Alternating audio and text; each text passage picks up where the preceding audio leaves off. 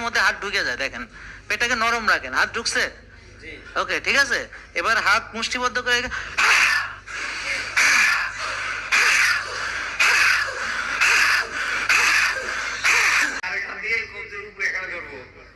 বাতাস ভিতরে ঢুকে দিব, যে চাপ দিব তখন বাতাস বের হয়ে যাবে।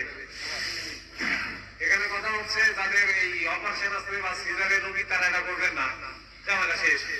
আর প্রসার লেগে থাকলেও করবেন না।